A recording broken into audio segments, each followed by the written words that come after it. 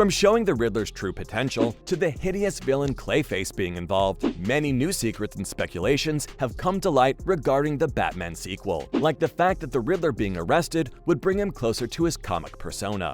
I guess I won't be anymore, will I? They'll remember me now.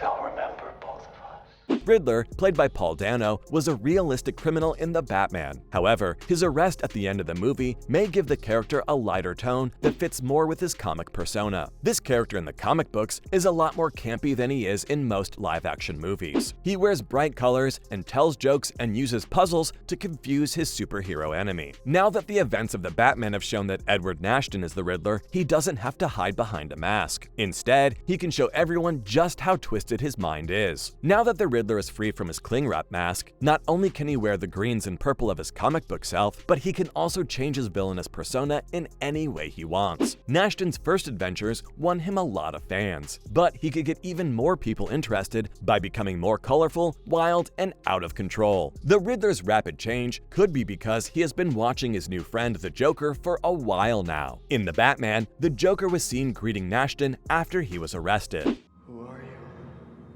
Well, that's the question, isn't it? Riddle me this.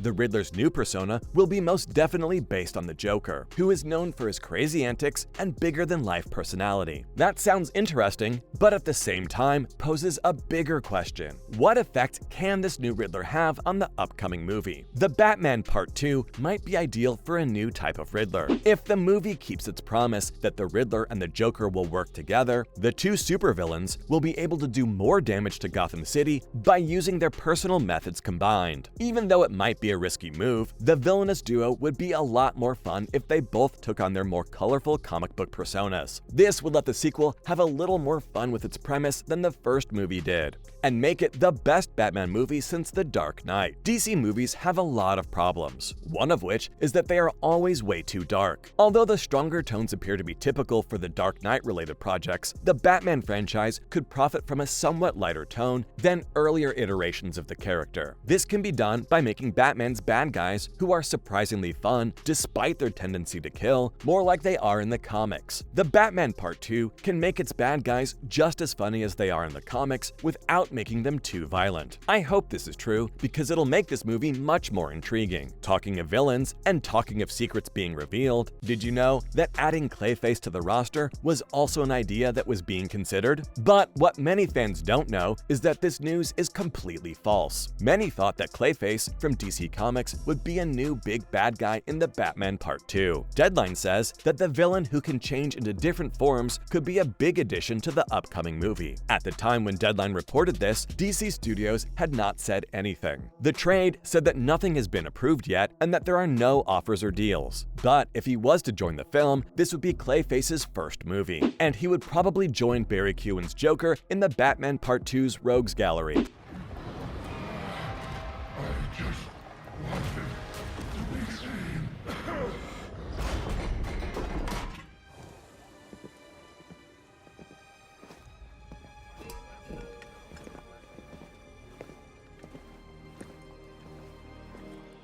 A separate Clayface movie has also been talked about, which makes things more complicated. The author of Haunting of Hill House, Mike Flanagan, has told James Gunn and Peter Safran that he wants to make a Clayface movie for the new DC universe. You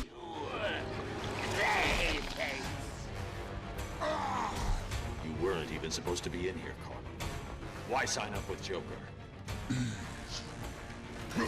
The role of a lifetime! As the DCEU comes to an end, a new DC universe is getting ready to start. Safran and Gunn showed their first Chapter 1 ideas for Gods and Monsters at the end of January. The goal is to make movies and TV shows based on DC properties that are more in sync with the comics. DC Studios will also keep working on Elseworlds titles, such as the Batman universe by Matt Reeves, although there's no talk about it yet. But if this was to happen, Clayface would fit perfectly in this universe. If Flanagan gets his Clayface movie, and the character is also in the Batman Part 2, this would be a really good chance for DC Studios. Some mainstream viewers have probably seen at least one version of Clayface in different DC projects, But in the DC Comics universe, there are several versions of this villain. This is where DC Studios can use Clayface in more than one project, but still keep him different from the other characters. Basil Karlo and Matt Hagen are the two most well-known Clayface figures, and they are probably the ones that will be chosen for a live-action version. Reeves would probably gain from using Karlo, especially the Golden Age version, because of how grounded the Batman universe is. Hagen would fit much better with the fantasy feel of the DC universe, including Batman the Brave and the Bold. If Flanagan's Clayface movie is approved, it will be interesting to see how the DC universe handles Batman's enemy in his own project. Clayface would be a very interesting character, and his standalone movie could be scary and entertaining at the same time.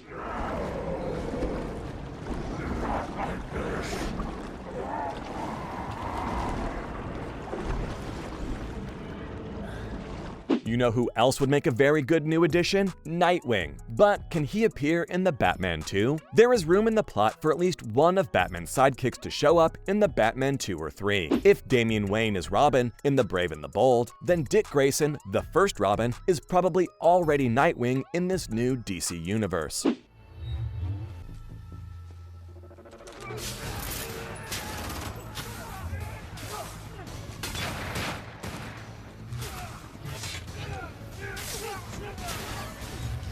Since he was Robin before Damian Wayne. So neither The Brave and the Bold nor any future DC Universe Batman movies will show Grayson's time as Robin, unless there's a flashback. This should, in theory, let the sequels to the Batman tell the story of how the first Robin came to be, something that only Batman Forever got to do on the big screen. Still, it's hard to think that Robert Pattinson's Batman will have a fully formed Bat family or even a fully formed Rogues Gallery, now that there is another Batman franchise. Even if Matt Reeves and the other creators had full power over the Batman story they wanted to tell, it wouldn't make sense for the franchise to have two different versions of so many Batman characters. There's also another interesting theory going around about the previous Batman movie, and it involves Robin. The theory being that the mayor's son, who Batman looks over at with sadness at the beginning of the film, would become Robin. Even though Reeves thought the idea of the Batman's Robin was interesting, the director of the Batman was quick to disprove it. Still, Matt Reeves has not said that Robin